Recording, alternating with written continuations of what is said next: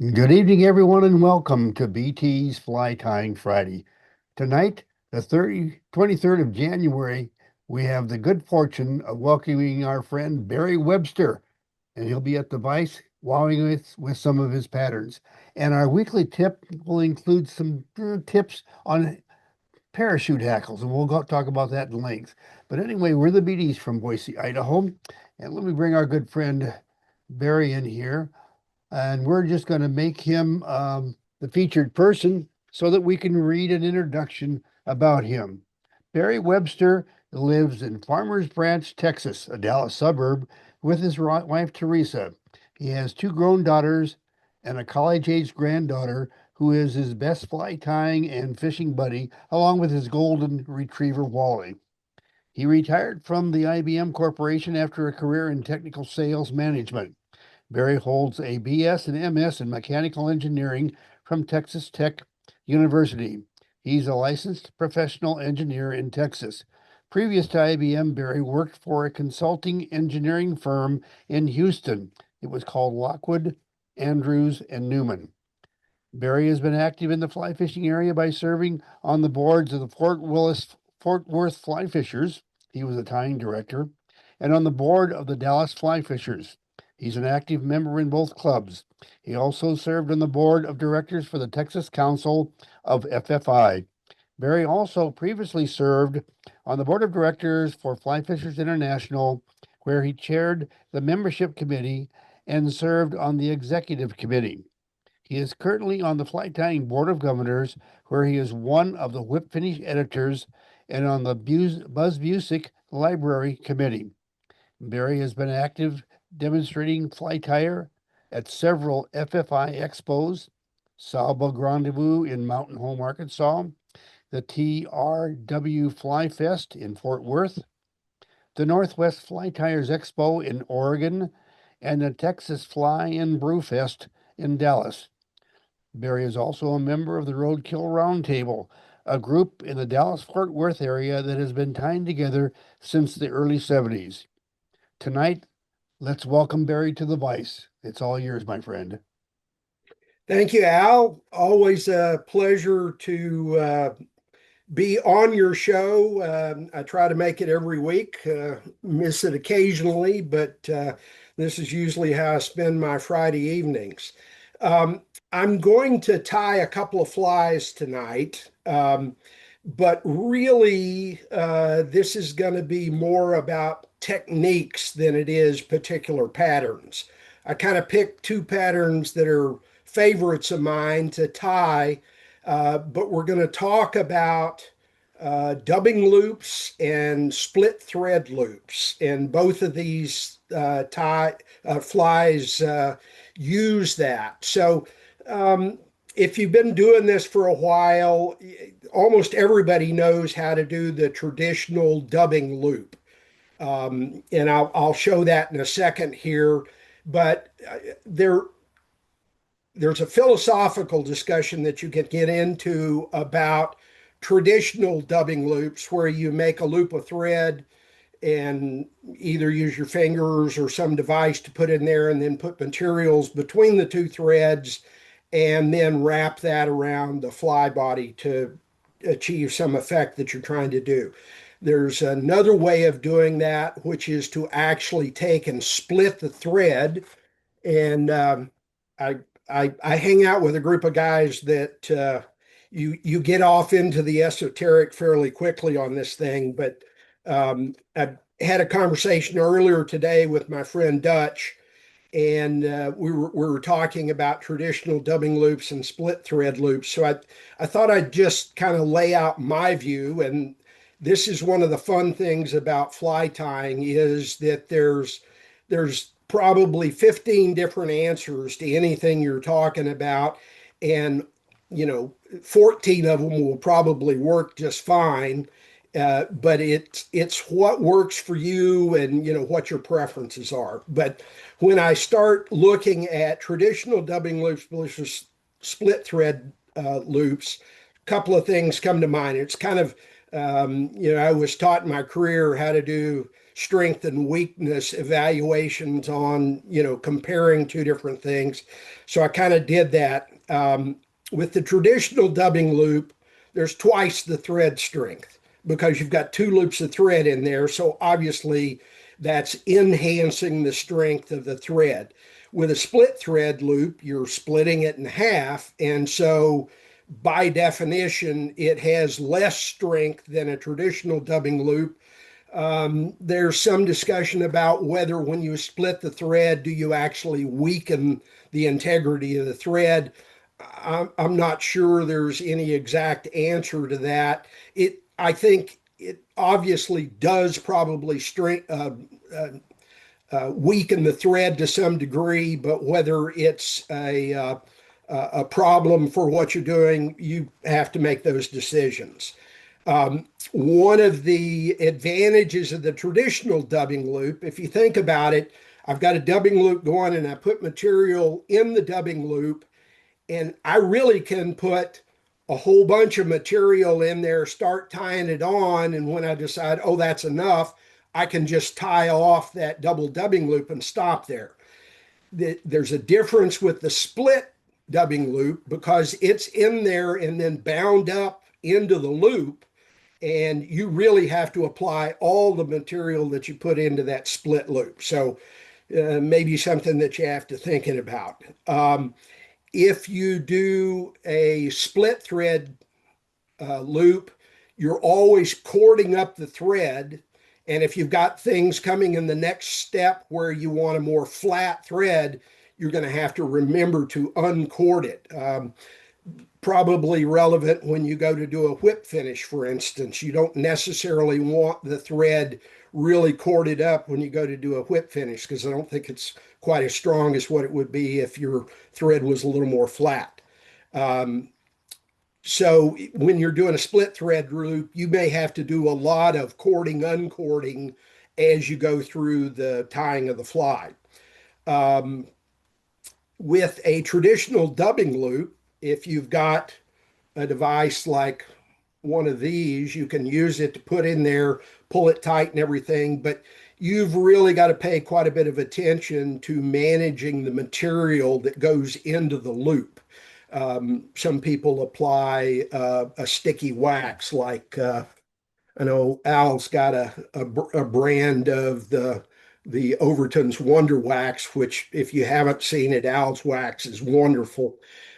Slowly, you can find it reliably from Al. Sometimes finding the actual Overtons is a little harder, but people will apply wax to one or both sides of the traditional dubbing loop to help them get the material to stay in there. So you don't really need to do that, because when you put in a split loop, you pull back, put a little tension on the thread, it clamps down very nicely on the material, and then you spin it up. So for me, at least, in my preference is I have a lot easier time actually getting the material into the dubbing loop with the split thread loop. So enough of that.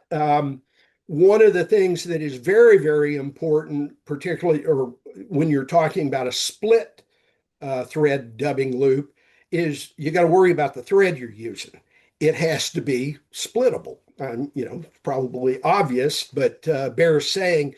And there's a bunch of threads that do it very, very nicely. UTC Ultra thread in 70 or 140 is a really good thread to do it. Vivus, I'll show a picture a little later in this where I took Viva 16-aught and split it, and it split very, very nicely. Now, I probably would not tie a fly with split thread in a 16-aught split loop, because the discussion about the thread strength, that may be a bridge too far, but it certainly works. I went to Google and said, what's the best flying thread or tying thread for split thread dubbing loops? And it spit out an AI generated thing that was lovely, talked about a whole bunch of different versions of thread and everything, and then went through a little step by step on how you do it. So Interesting discussion. But let me switch over to And the Sean just vise. asked while you're switching, Griffins, how is that to split? I have no knowledge on it. Do you have I any, Barry? I I have not tried it, so the answer to that is go try it and see, because I'm going to spend quite a bit of time talking about different methodologies and ways to split threads. So you'll have an exercise, but it's very, very easy to do. And I'll start out. Let me just put a hook in the Let me vise know real when quick. you want the recipe, Barry. Sorry. Let me know when you want the recipe on screen. Okay. Yeah, not yet. We're still talking about how to do loops. I'll yell at you when I want one of the recipes, though. You got it. So my recommendation to you, if you're just starting this and want to play with it, almost everybody has Danville 210 or Danville 140 in their tying box. Try those because they both split incredibly lovely. They're easy to work with, and it's a great place for you to start. So I'm going to be tying both patterns tonight with Danville 140 in black because it works very nicely, doesn't bulk up too much and everything. But so I was talking about a traditional dubbing loop. What I'm talking about with a traditional dubbing loop, when you take your finger, make a loop in there, uh, that seems to always happen at the wrong time. But anyway, you put a loop in there. I cut the tag off, but I'm not going to mess with that. Put a couple of loops around it, and I usually use something like this dubbing spinner to put in there because I can pull it back and close the loop. But you would go in and start putting materials between that loop and proceed. Let me get that off of there real quick. And I'll show you a split loop.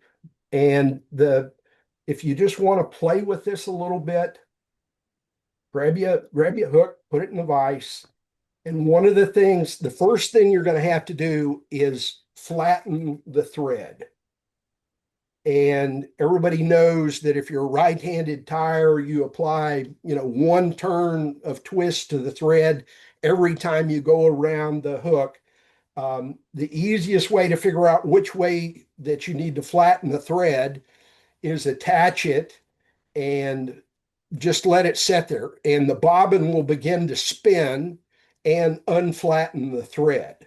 You can accelerate that by taking a bodkin or something like that and just kind of stroking down the thread, and you'll see it. You'll see it go flat. You can see when the turns come out of it and how it goes flat. Now, when I started doing this, I just took it and flattened it like that, got it all nice and flattened, put it on my finger, took a bodkin, stuck the bodkin between it, and split the thread. Easy peasy. And you never have to go anything more advanced than that, and that will work just fine. But being a tool nerd, did I mention I might have a tying tool problem? Um, I'll show you. And let me switch cameras real quick here. Okay, so I've got multiple tools for splitting thread. This is a tool, and I tried to look up the manufacturer of it, and I could not find it. It's, I think, a German guy, but it's basically a stainless steel spike, and it's sharpened on one end, and it has, what I would describe as a hook barb on the very end of it. And you just place it in the thread and pull back against that barb, and it helps you split it. This is the Stofno version of it, and it's really cool. Can you see that little spike coming out of the middle of that? So you place that up on the thread, push up on it, and it splits the thread. works pretty well, but you really don't have any control over where in the thread it splits. So you may get a 10% on one side and 90% on the other side. And I haven't figured out how to use it to get it to kind of fix that problem. So that's the Stonefo version of it.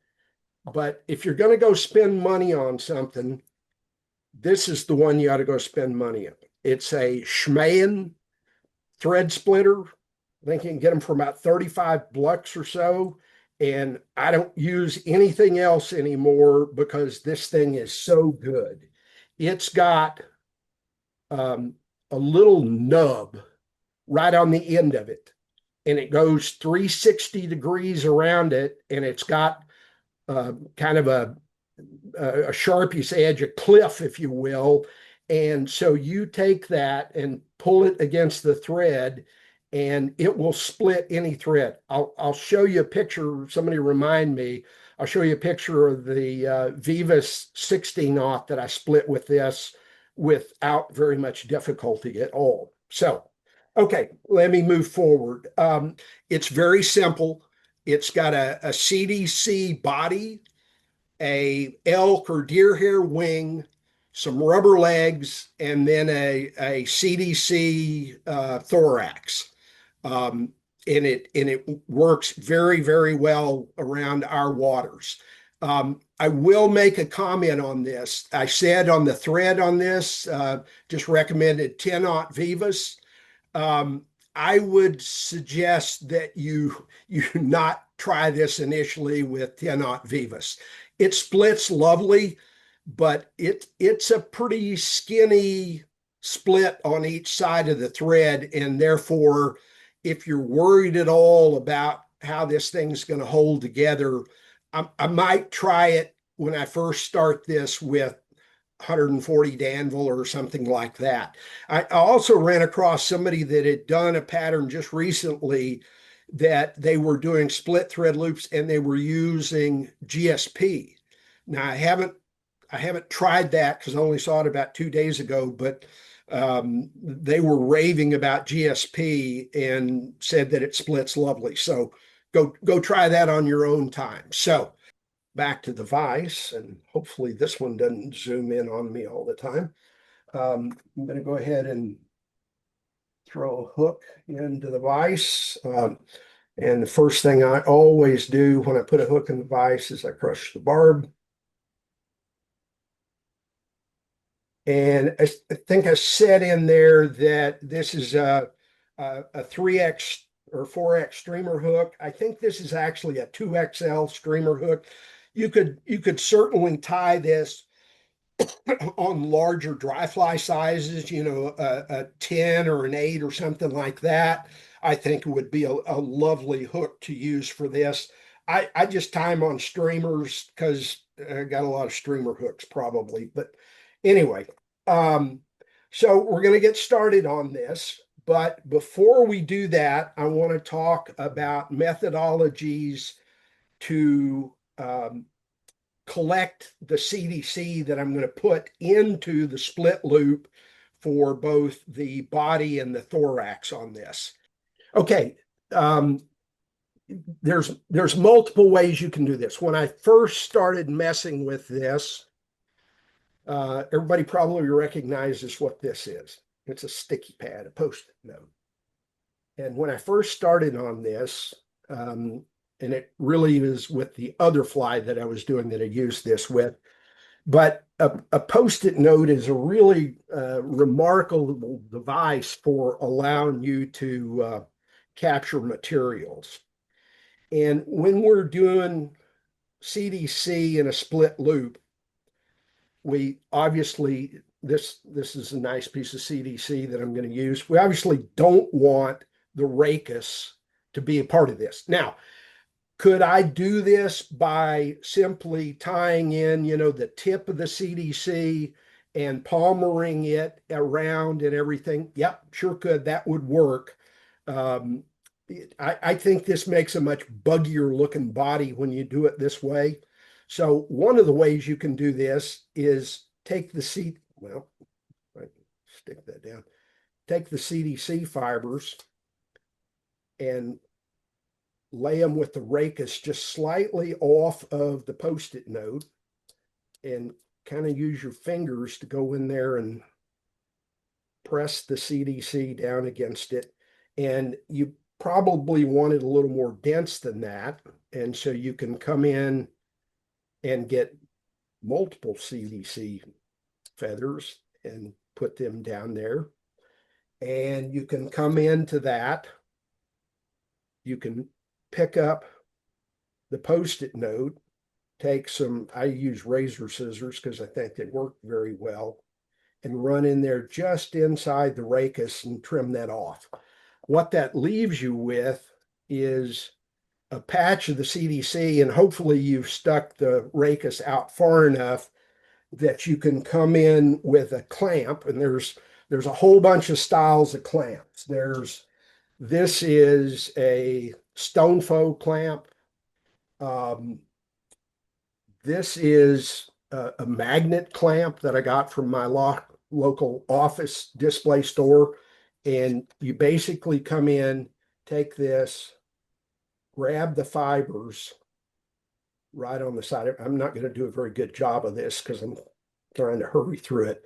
But you grab the fibers and lift them off of it, and you wind up with fibers in there that you can use in your split loop. There's these Hareline material clamps. They work pretty well. My favorite is, this is now called the Kuchelmeister Multiclamp. It was previously known in another life as the Swiss CDC Multiclamp. It's exactly the same thing. I guess somebody just bought the rights to it and everything. They're a little bit pricey, but I'll show you as we go through this tonight that this is by far and away my favorite clamp. And I've used all of them on stuff. So the way that I now do my CDC stuff, and there's several manufacturers of these. This one happens to be a Hareline feather prepper, and it works wonderfully. So what do you do with that? You get a couple of CDC bundles. And as normal, I laid these all out very nicely, and I can't find them. There they are. Okay. So I picked me out some CDC. This warrants a quick discussion about CDC. All CDC is not the same. I like, for doing this stuff, I like big, long, bushy CDC. You have a real problem finding this anymore. I have a whole bunch of older, this is Hareline CDC feathers that are, and I don't know how old these are, but as a reference, it says Cabela's $2. So you can probably tell that that's not exactly recent, but I'm blessed with having a stash of this nice old long CDC, and they work easier. If all your CDC is half an inch long, God bless you, you're going to have a real challenge with doing things. But let me show you how I prep the CDC feathers. First thing I do is grab them by the ends and just preen them backwards. And I'll take two, hopefully about the same length. And what I'll do is lay them tip to stern. So I've got the tips on one side matched up with the butt on the other side. And I take this CDC feather prepper and I just pull down on both sides. And as you can see, it bends both sides of the CDC feather straight up. I can come in here and use my multi-clamp and grab those. And then I take my razor scissors and I simply run down right inside the rachis, and it kind of it holds the rachis out for you very nicely. Raise it up just a little bit, Barry. Sorry. And you just run down through there. And so here's the two feathers that are left. And you can see it very neatly clips off all that and leaves it in your multi-clamp for you to use. So when we've got that done, we're going to go over to the vise, and I'm going to quickly start my thread. And this is Danville 140 UTC flat wax. And you can see, probably can't see real clearly, but when I turned loose of it, it started unwinding itself. And so it's flattening the thread out. I'm going to accelerate that process with I'm using my Smhaen thread splitter, and I'm just going to pull it down the thread, and that will work those twists such that it continues to flatten out. And the flatter you can get the thread, the easier it's going to be to split. But with the Smhaen thread splitter, and I'll show you some of the other ones. Here's the Stonefo thread splitter.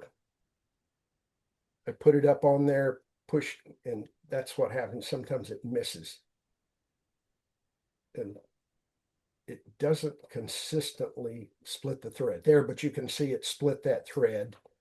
I can do it with a bodkin like I showed earlier, but with the Smhaen thread splitter and with the German tool, they work very the same, except this one, with the German one, you have to worry about where the barb is because it's got to be exactly aligned when you split the thread.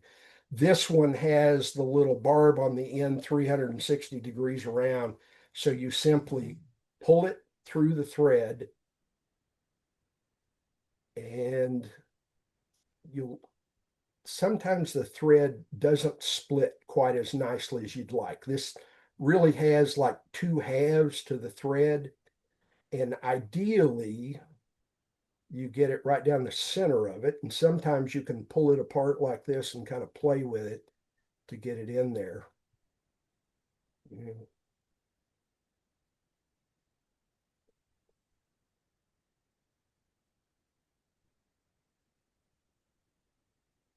Okay, there it is. There. Now it's between it. And you can see I can split that out so that it split all the way down to the top of the bobbin holder. So it's split nicely. So I simply take my multi-clamp and I put it between the two sides of the thread. I very carefully, well, and I'm going to do something before I do that. If you can see this, see how short those are on one end. And I'm just going to release a little bit of the pressure because I want to be able to grab all that CDC nicely. And you can see how I advanced it a little bit. And now my thread went back together. But I'll get that apart very quickly. And now I've got a nice band. And this is a game that you play because the more that you have it out to the left-hand side, the less buggy the thing is going to be. And you can use your fingers to come in here and play, although I'll tell you that's usually counterproductive because the more you mess with it, the more you tend to pull it out of the thread loop. But I've got that like that. And the way I do things is I pick up a large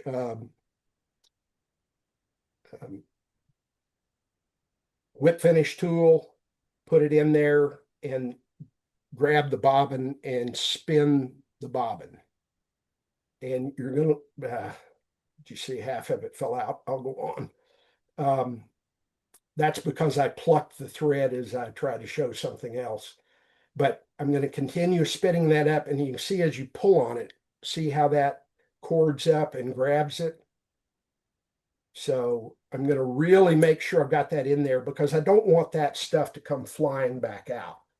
So I'm going to wrap this around the body and kind of palmer this. And I'm going to use my fingers to about every third turn kind of pull that back. And the good news, I'm going to get to show you this because I lost half of it. But as you can see, that begins to build up a fairly nice buggy body. So I'm going to go back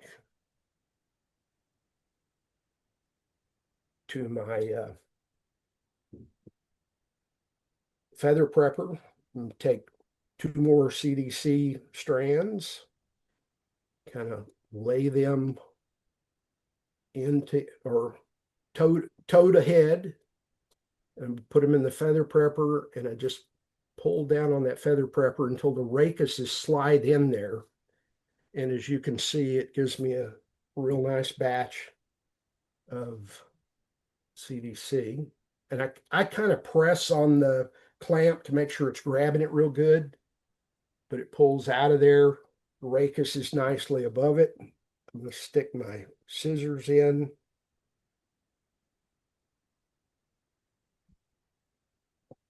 Trim all that out. And you can see those 2 feathers, it, got most of the CDC off of those. I'm going to go back to the vise, and once again, I'm going to flatten out my thread, split it,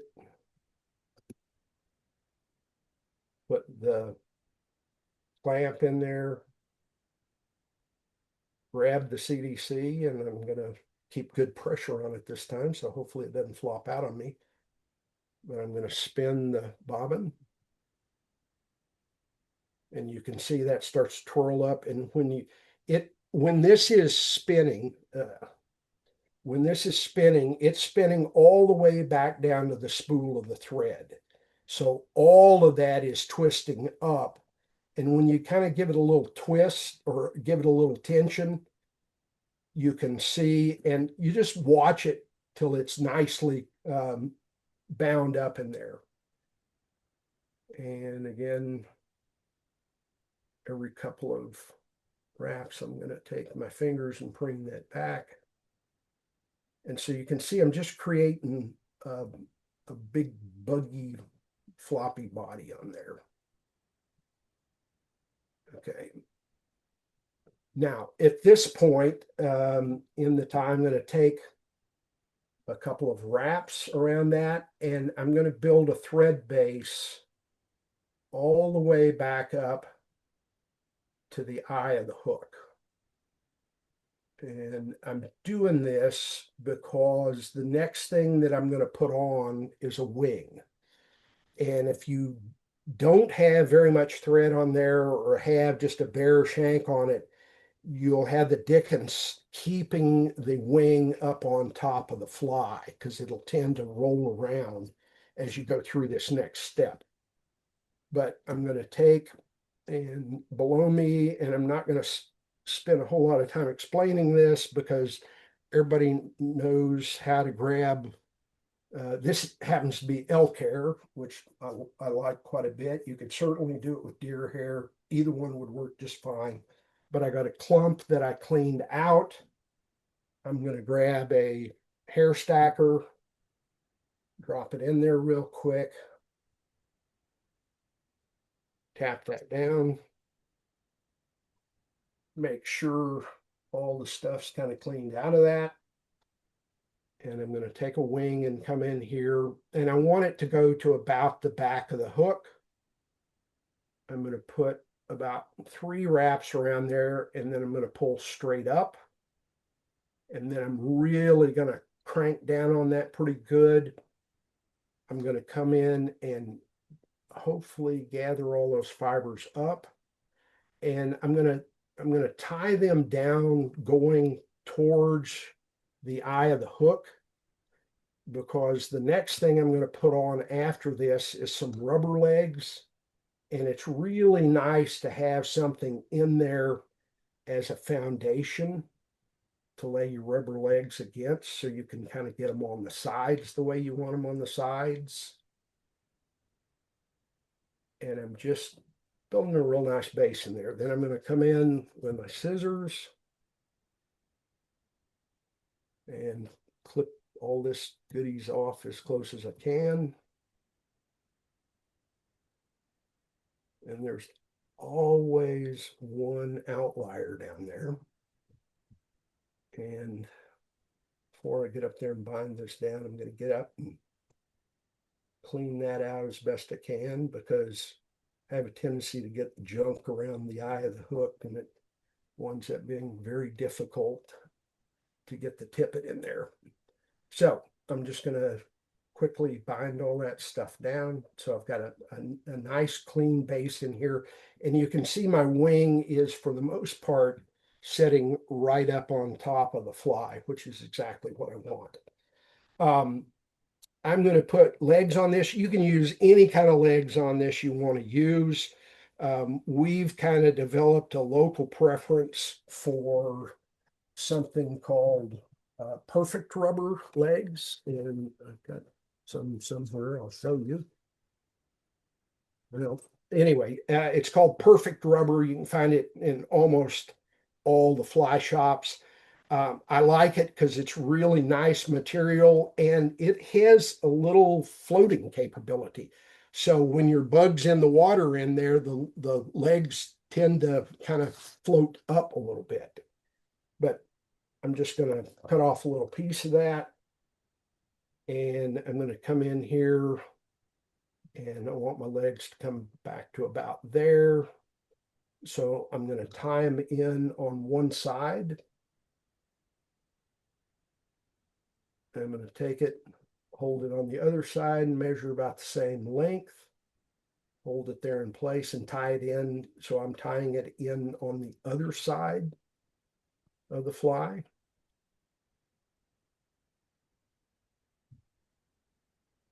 Okay, and then I do this so I don't have two pieces and messing with them and everything, but you can see, and those are a little long, so we'll come in and trim those back to about where I want them. That's, the haircut keeps getting shorter and shorter. Okay, so we're at that point now.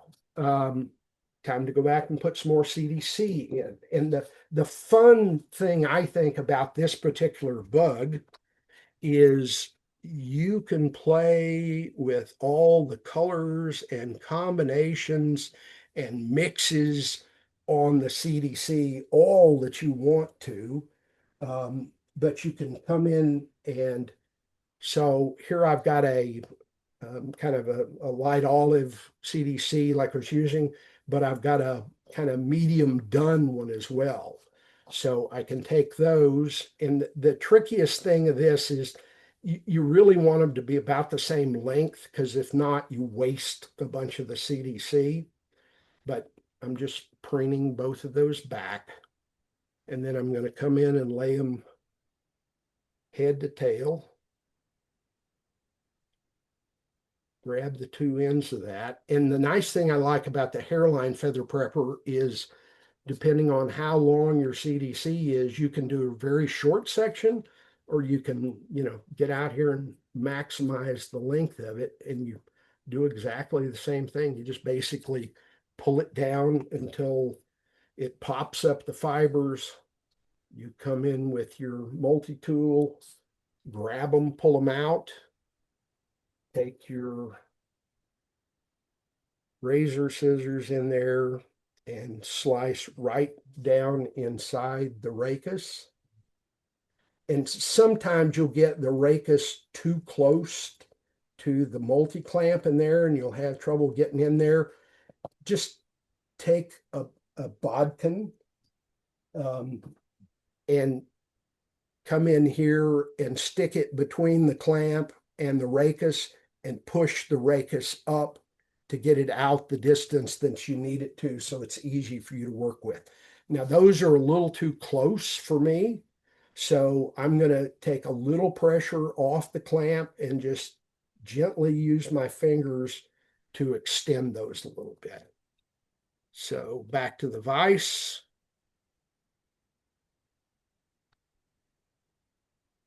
Okay, my thread has been over here nicely unwinding itself and doing the job for me, but I had it pretty corded up, so I'm going to stroke it down, try to get it back flat again. It really is the flatter it is, the better job you're going to do, and the easier it's going to be for you to split it. And on most threads, or certainly the Danville 210, the Danville 140, and the Vivases, they're really two cords of material that are wrapped together. And if you can figure out how to get those two cords separated, it'll split just as far as you want it to split.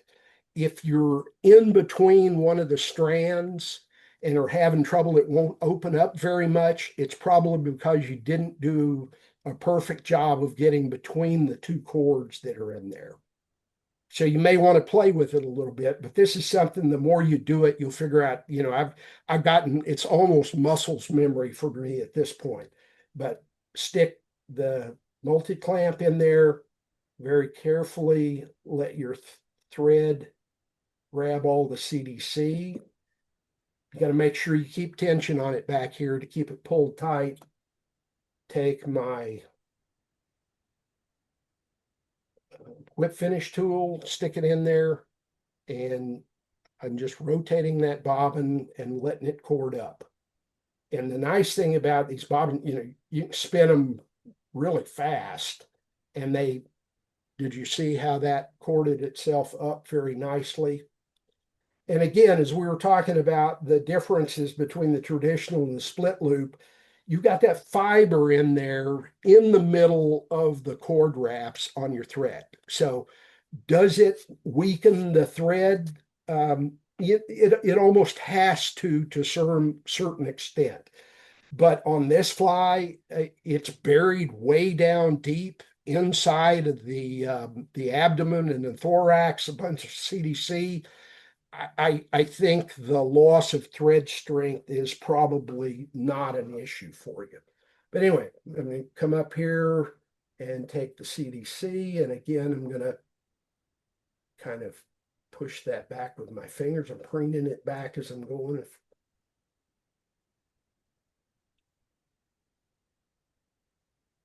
Okay, you got all that in there. I'm going to pull everything back, put a couple of thread wraps up front, grab my whip finish tool,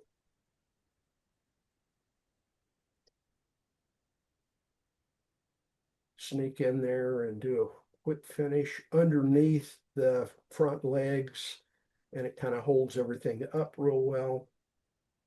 I'm going to pull that off of there. This point, I've got a couple of things I'm going to do. Number one, you can see one of my legs a little wonky. The nice thing is you just kind of move those back to where you want them, put them where you want them.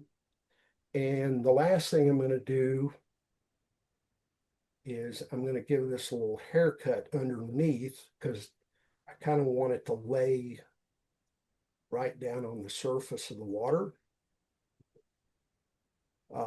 I found that it is best that if you don't cut the legs off at this point, it works better.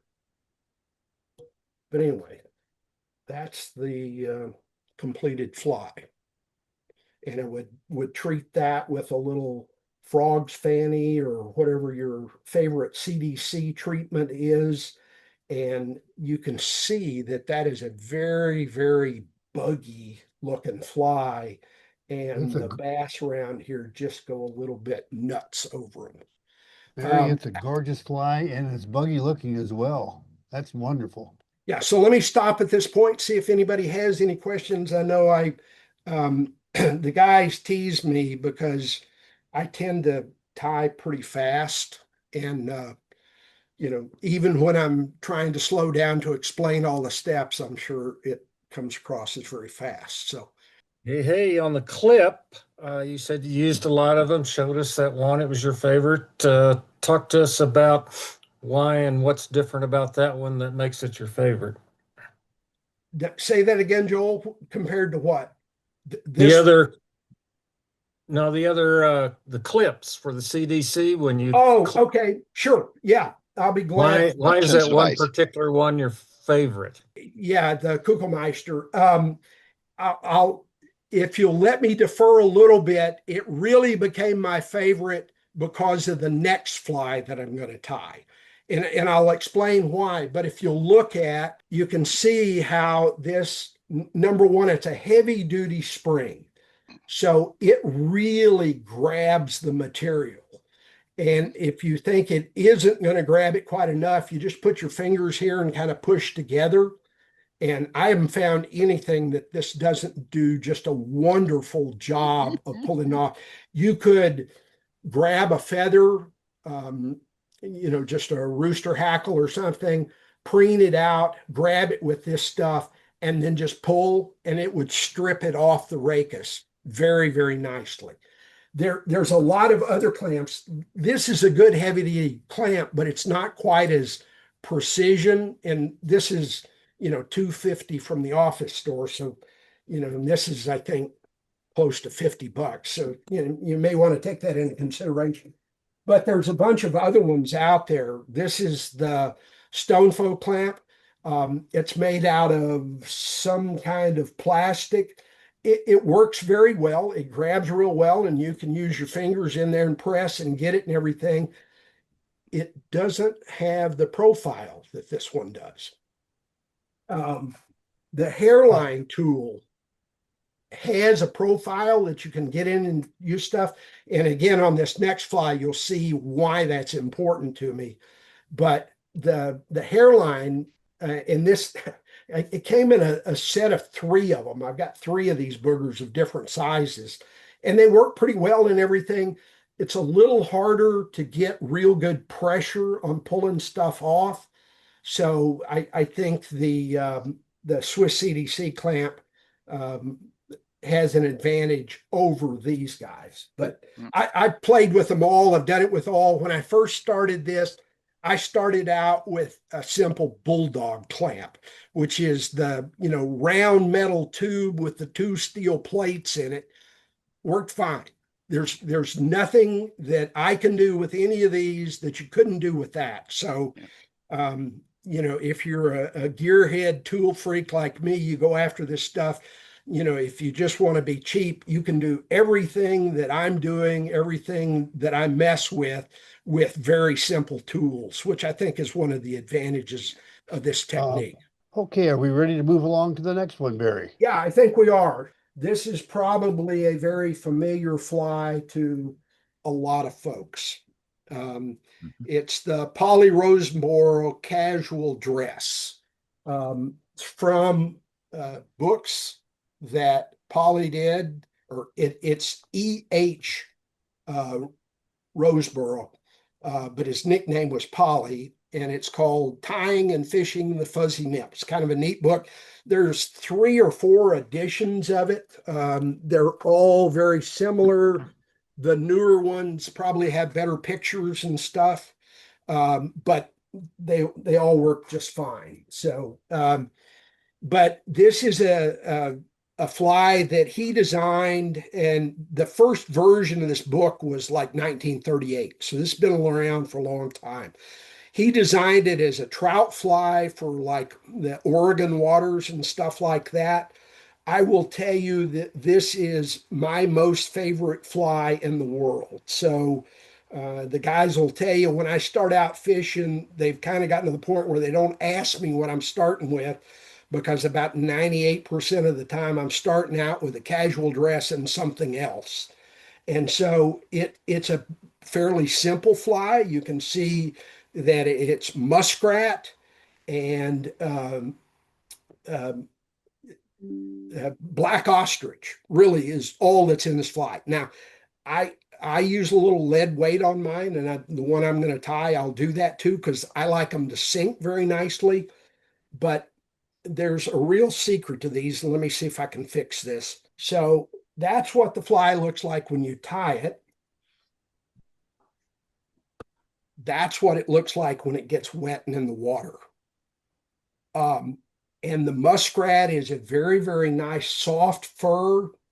When you stop a stripping action that muskrat pulses in the water. And I'll tell you, the fish cannot stand it. They have to eat it. So it is a great fly. If you get started in this, you can buy muskrat in like 2-inch patch size from a lot of fly shops and everything. If you're going to tie more than about 5 of these, there's a company called Glacier Wear, and it's a fur company. And this is the way I get my muskrat. Okay, it is, and I think they call these cased. So it's got a hole on the back end, got a small hole on the front end, and it is a tube of fur. The backside, which is what I tie the casual dresses out of, has this wonderful soft under fur and these incredibly beautiful guard hairs.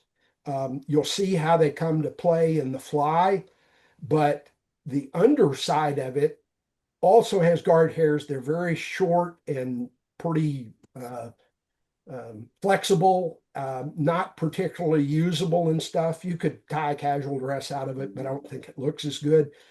But the dubbing that this stuff makes is just the most incredible dubbing you're ever going to see in your life. So I looked yesterday at Glacier Wear.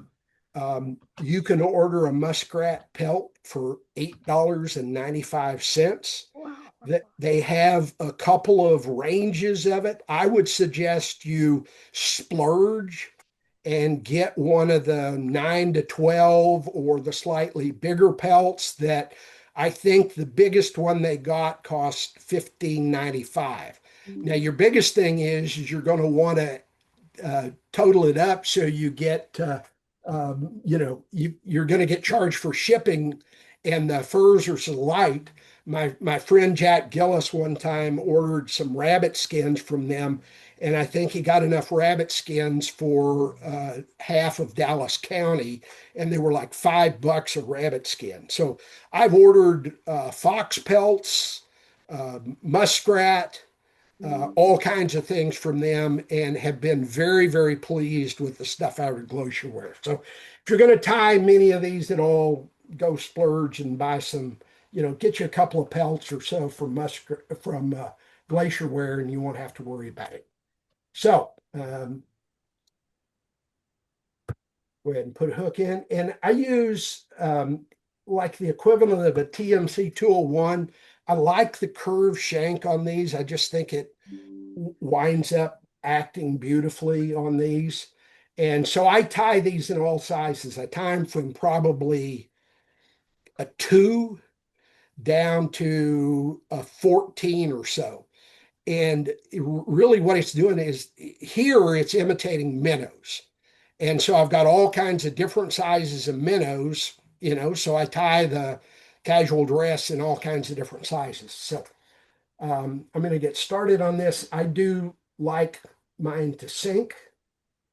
And so While Barry is wrapping that, a gentleman posted the Glacier Wear for Muskrat website link in the chat if you're interested.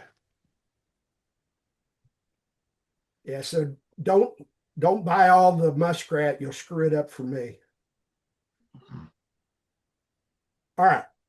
So I've just got a little lead wire on there. And my friend Dutch has taught me that you don't want the lead all the way to the front or all the way to the back. If you got it in the middle, it tends to sink levelly. So I try to do that. And we'll just go ahead and cinch down that lead wire on there.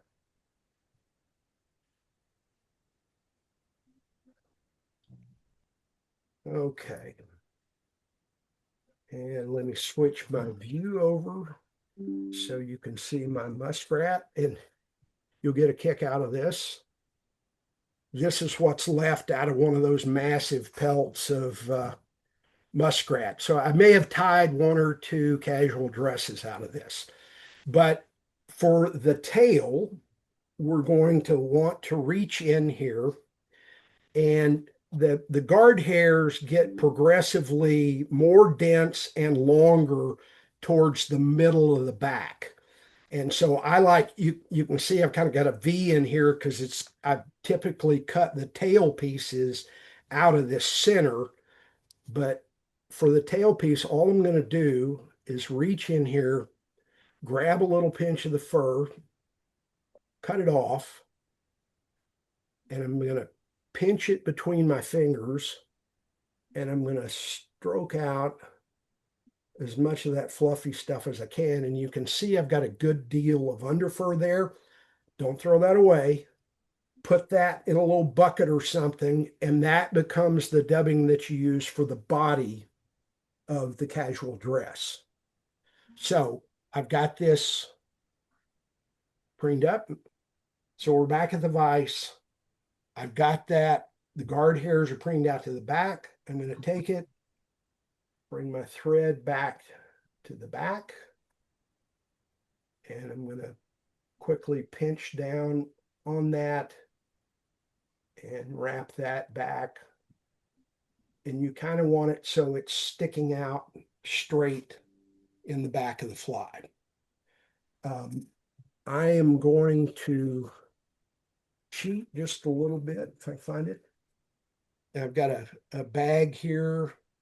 I don't know if you can read this. It says casual dress. So I've just got a bag that I save all the stuff in. And I play around with it a little bit. If you can see it, I've added a little bit of flash in there. So I'm a tinkerer. I mess with the dubbing a little bit, but it's really just muskrat guard hair or underfur, and I may have been known to throw in a little rabbit in there with it just for fun, but you could certainly use just the underfur. And I'll do an interesting aside and talk about how Polly originally tied the body on this. If you read through the book, Polly takes that dubbing and he puts it between his hands.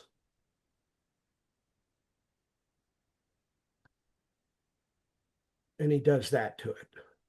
And he builds a noodle. And he basically grabs that noodle, ties it in, wraps it around as kind of a segmented body, and that's his body on his casual dress. My problem with that is when you do that, there's really no structural integrity to that whatsoever. And I tried it a couple of times doing it his way. My challenge is it wasn't a very durable fly. I use a traditional dubbing. Sorry about that. So I've just dubbed this onto the thread, and I'm building kind of what I would call a torpedo shaped body coming up. Okay, so there's my dubbing, and you do that however you like to put dubbing on. It's very simple, and kind of almost disappears into the fly at some level. But now I got to go back over here. Okay, now you're going to see why I fell in love with the Swiss CDC clamp. I'm going to do a split dubbing loop for the collar on the casual dress. And to do that, I'm going to take my Swiss CDC and see that nicely pointed nose. I'm just going to run that down there, and I can really finely control how much hair I'm grabbing. And when you first start doing this, your problem will be that you get way too much hair when you're doing this, and it won't work quite as well. But I just grab that like that, and I can, manipulate it. I can actually thin it out. And, I can really mess with that however I want to. So that's why I fell in love with this. This is one where that hairline tool actually does a very nice job of doing the exact same thing. of getting there and pruning it. And so for this actual aspect of it, the Hareline tool works wonderfully. Can you do it with the other tools? Yeah, sure you can. You know, this is just a basic bulldog clip. Get the skinny side on there. A little harder to see to get in there and get stuff, but I can get in there and grab a clump of it. Here's the stone faux clamps. They work fairly well. All of them work fairly well. I just happen to think the Kugelmeister is the best of the breed on the thing. So anyway, I've got a nice clump of, and this is a mix of underfur and guard hairs. Try to remember to show you what I'm doing on the vise this time. So my thread's been sitting over here very nicely, uncording itself and flattening itself out. I'm going to come in and get between the, well, no, missed it. Get between the two segments. I'm going to take and insert the clamp in there. Grab the hairs, and I missed some of them. That's okay. And I can come in here and gently tweak things if I don't like exactly how it's sitting. But I'm going to grab my whip finish tool again, come in here, and I'm going to spin this up. And the first times you're doing it, you're going, you know, I must be spinning it too much. No, probably not. If it breaks on you when you're doing this, you spun it too much. But short of that, I don't think you can spin it too much.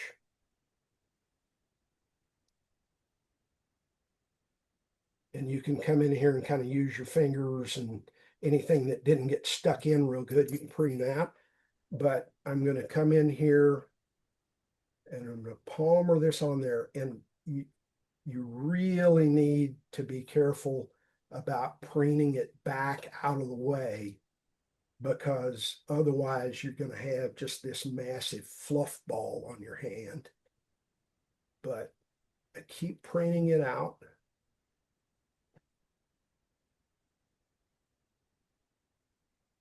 And I've got it all on there. I'm going to take a couple of tightening thread wraps on there, and I'm going to go ahead and lay in a little bit of base between the front of that clump and the eye of the fly. To it really presses the clump back. But now you can see what a nice collar this made on there. And again, when this gets wet, all of that you built in the collar streamlines back and gives a very, very realistic looking minnow body on this thing. Now we've got one last piece to do. I've got just some black ostrich, and I'm going to come in, and this is one of those where, you know, when you're tying Atlantic salmon flies, you want nice, tight, compact black ostrich, and you occasionally see some stuff that is really big, fluffy stuff and everything. You go, I can't use that. Save that for your casual dresses, because the bigger and fluffier it is, the better it is. So I've clipped off the end of the ostrich. I'm going to strip that down to a bare rachis in there. And you tie this in just like you would a section on an Atlantic salmon fly. I'm going to lay it in there, and sometimes this works for me and sometimes it doesn't. But I'm going to lay that in. I'll clip off the little nubby end there. And then I'm going to hopefully, and it'll lay over and do on the right side. I'm going to do tight touching adjacent wraps in here, trying to make just a section of the ostrich in there. And this represents the head of the minnow. And it kind of stands in there very nicely. Okay. Got that in there, and that actually acted okay. And you can either get in there and clip that off with your scissors, or it'll usually pull right off very nicely. Whip finish.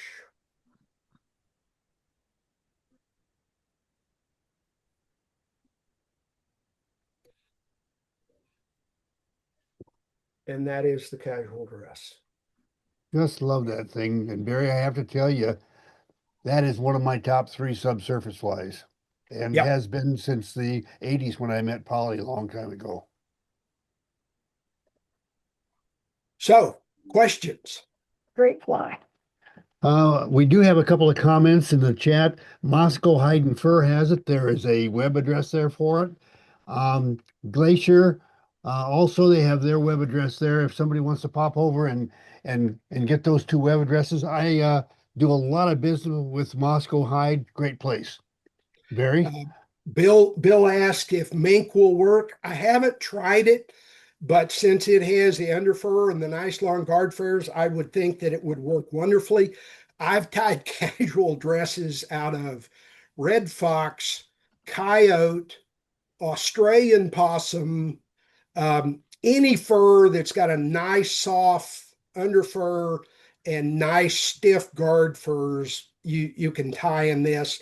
And that's one of the ways that when I tie a really big one, I'll typically tie it out of Australian possum or red fox or coyote or something like that. Now, it's a different color. One of the lovely things about this is a lovely, lovely minnow color. And so it works great. And so, adjust your fur color to what it is you're trying to emulate. Thank you, Barry. Appreciate it. Great presentation. Any other questions for Barry before we move on? Oh, hey, Al, can I share something real quick? Yeah. You want to do a screen share? Yeah. I was playing around. This is Viva 60 knot. Oh my. And you can see it splits very nicely. Moreover, if I continue to zoom in, you can see the thread twists Oh my God. that are in there. Now, this is gilding the lily to the extreme. I don't think I'd tie a fly with 60 knot Vivas, but you can if you want to.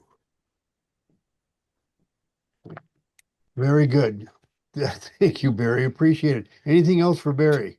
We're going to go into tonight's tip, and I started out the week not having a clue what the tip was going to be. I received an email it was Monday or Tuesday from Sean Pasquale asking me to explain something that we had in a magazine article about 20 years ago. And anyway, so let's move into the tip. I'll get that into the weekly tip. We're going to talk about a couple of parachute hackle tips. And the main thing we're going to get from this came from a fellow that Gretchen and I met at the Fly Expo in Idaho Falls 25 years ago. His name was Mike Jackson, and he was from Jackson Hole, Wyoming. So we always kind of, every time we'd see him, hey, there's Jackson from Jackson. And it had been a fun thing. But anyway, he's the one that showed us this tip about tying parachutes and some advantages of one direction over another. And let's move over to the materials area. And I'll save that stuff for another time. I was going to talk about that, but we're a little bit long, so we'll get to that another time. I am going to start out tonight with just a parachute post and a hackle. I'll get the focus fly out of here. We'll slip this in place. Now, what Mike Jackson shared with us is his question was when we walked up to him, he introduced himself and we chatted for a bit, and he told me what he was doing, and he explained, well, do you wrap clockwise or counterclockwise around the parachute post. So first off, let's identify clockwise and counterclockwise. And I'm just going to rotate this vise. And what I've done is I've cut the post off very short so it didn't get in the way of my demonstration. But clockwise and counterclockwise, imagine, if you will, the arrow pointing up is 12 o'clock. From there, you should be able to figure out that clockwise goes around like this, with 12 o'clock up here, and counterclockwise to go the other way. Okay, just so you know what we're talking about, we have a point of reference. Now, what I'm going to do is set this up to be tied in a clockwise position. So I'll just do like I always do, and that is to bind the feather, stem, shaft, whatever you want to call it, to the post, wrapping down to the bottom, and then back forward, because this is a technique that is particularly good for the people who tie their parachute hackle off at the front of the hook, at the hook eye. So we're going to wrap this down the post, just coming down the post. I want you to notice the way those barbs come off of the stem. You'd say that they're pointing straight out, but I want you to notice, pop in real close there, Gretchen. And what they're actually doing is probably pointing out at a slight angle. They're more like at about a 45-degree angle to the stem rather than straight out at a 90. And what does that do? Well, when you go to tie this down, I'll just go to tie this off. I want you to notice how the thread is starting to grab those barbs, and you're going to tie them to the hook. Just like that. So you're going to have to do something. I mean, we don't go around tying them to the hook. What we do is we pull them up out of the way, and then we'll tie it to the hook that way. Well, let me change directions on you. I am going to unwrap this and set this aside. Just get this out of here. I've got another, set this in. And now I am going to reattach my thread here. Sorry for bumping the camera there, folks. All right. Put that down, I'll wrap back. And now I'm going to tie this to the stem, but I'm going to tie it to the stem on the other side, because remember, we're going to go counterclockwise on this one. So, but I'll still get it tied to the stem. Okay, or to the post.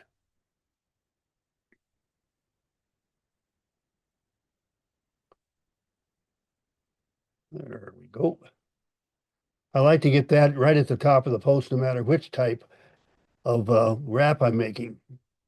And then, but you can decide now whether this is something that you want to do or not want to do. And if you tie off at the post, it doesn't make any difference. But this is, again, we're going to wrap this around the post going counterclockwise.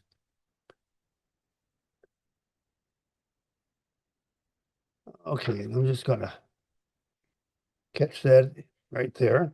And Gretchen will turn this up, and let me move the camera just a tiny bit. There we go. There's that. And I want you to see, it looks like it's just about the same. But I'm going to tie this off, and I want you to notice that they're pointing kind of at about a 45-degree angle in the other direction. And rather than capturing those barbs, it pushes them out of the way.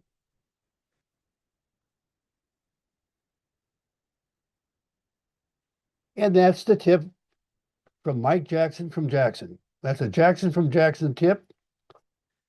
You can see why you may or may not want to wrap clockwise or counterclockwise, and it's totally up to you. Now, Gretchen and I finish all of our parachutes off on the post rather than at the hook eye, but doesn't mean that finish them off at the hook eye isn't bad. And there is one reason anyway for doing a counterclockwise wrap on your post. Any questions? Yes. Do you wrap all yours clockwise or counterclockwise, even though you tie it off on the post? Clockwise. Okay. I thought so, but I want to double check. My brain works clockwise, and I had to really concentrate just now to make that hackle go on the hook counterclockwise, because my brain was saying, don't do that. Well, my brain only works 50% of the time, so I need all the help I can get. If you go counterclockwise and tie off on the post, you'll loosen up the hackle turns. Exactly. Yeah, this particular counterclockwise thing is only has validity if you're going to be tying off with the hook eye or some other configuration. There's all kind of things you can dream up, but anyway, you can see where that might work better if you're going to tie off with the hook eye. And sharing is when those of you in the audience share with us. And tonight we've got a really fun one we've been kind of looking forward to. David Buckner has sent me some stuff, and let me just share this slide with you. And David, if you'll come to the microphone, please, explain to us what we're looking at here on the right and on the left side of the slide we have here. Okay, guys, I tie a lot of game changers, and I've tied tails with suede, 3D printed tails, marabou, rooster, about everything. But I've always been looking for a material that has enough substance that it maintains its shape, but also has some flexibility and is also durable. And I found this material on Etsy, jelly PVC sheets. It is 0.6 millimeters, so 0.6 of a millimeter. And I use the River Road Creation cutters. Comes in all those colors you see there. Really, really nice stuff, but wanted to share it with the group as a new material. This is a look back in history to 2014, which is 12 years ago, and 4 fly fishing ladies who was part of that time of the Federation of Fly Fishers and now Fly Fishers International. And from left, you've got Rhea Topping, fantastic caster. Then you've got Gretchen Beatty. She knows how to tie a little bit. She's a really great caster too. Sherry Steele, and she was being recognized by the organization, and Dorothy Schramm. But just a look back in history, and now we're going to go to makes these little. and I can't hear you, Bill.